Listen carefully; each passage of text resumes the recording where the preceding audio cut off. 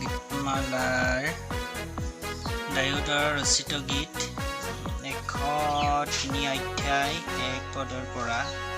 হে মোৰ মন, জিহুৱাক ধন্যবাদ কৰা। হে মোৰ অন্তৰত থকাবিলাক, তেওঁৰ পবিত্ৰ নামক ধন্যবাদ কৰা। যিজনাই তোমাৰ সকলো অপৰাধ ক্ষমা কৰে, তোমাৰ সকলো ৰোগ সুস্থ কৰে, যিজনাই তোমাৰ প্ৰাণ বিনাশৰ পৰা মুক্ত কৰে, যিজনাই দয়া আৰু নানা প্ৰকাশৰ কৰোণা মুকুটেৰে তোমাৰ বিভূষিত কৰে, যিজনাই কুৰৰ পক্ষীৰ দৰে তোমাৰ যৌৱনকাল নতুন হ'ব পৰাকৈ তোমাৰ মুখ উত্তম বস্তুৰে তৃপ্ত কৰে। হে মোৰ মন, সেই জিহুৱাক ধন্যবাদ কৰা আৰু তেওঁৰ সকলো উপকাৰ নাপাহৰিবা।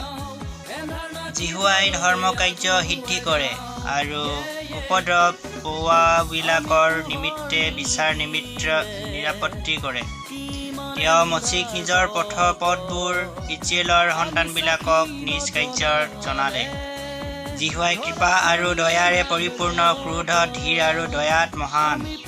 তেওঁ সদায় ধাৰ্মিক দি নাথাকিব, তেওঁৰ সদায় ধমকি দি নাথাকিব।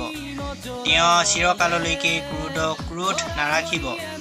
তেওঁ আমাৰ পাপ অনুসাৰে আমালৈ কাৰ্য কৰা নাই, আমাৰ অধৰ্ম অনুসাৰে আমাক প্ৰতিফল দিয়া নাই।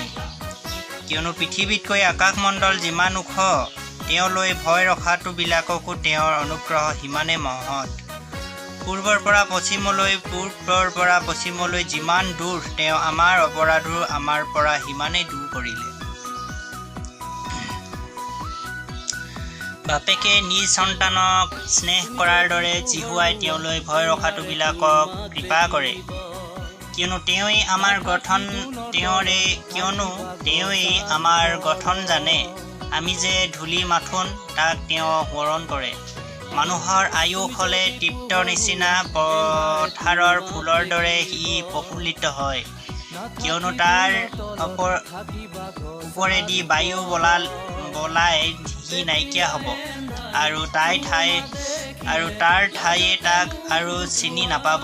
কিন্তু যিবিলাকে জিহুৱাৰ নিমিত্তে ৰক্ষা কৰে আৰু তেওঁৰ আদেশবোৰ পালন কৰিবলৈ সোঁৱৰণ কৰে, তেওঁ এনে ভয়াকাৰীবিলাকৰ ওপৰত তেওঁৰ দয়া অনাদিকালৰ পৰা অনন্ত কাললৈকে থাকে, আৰু তেওঁবিলাকৰ পু-নাতিবিলাকৰ ওপৰত তেওঁ ধাৰ্মিকতা থিৰি থাকে। জিহুৱাই স্বৰ্গত যি অনিজ সিংহাসনৰ স্থাপন কৰিলে, আৰু তেওঁৰ শাসন সকলোৰে ওপৰত আছে।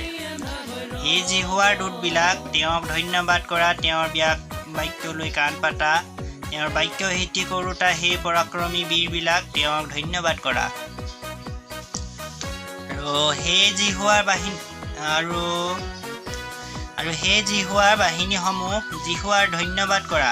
সেই জিহুৱাৰ ইচ্ছা পূৰ কৰোঁতা তেওঁৰ পৰিচাৰকবিলাকক তেওঁৰ ধন্যবাদ কৰা। সেই জিহুৱা কাৰ্যবিলাকৰ, তেওঁৰ ৰাজ্যৰ সকলো ঠাইত তেওঁ ধন্যবাদ কৰা। হে মোৰ মন, জিহুৱাক ধন্যবাদ কৰা। হালেলুয়া, আমিন। ঈশ্বৰৰ প্ৰশংসা হওক।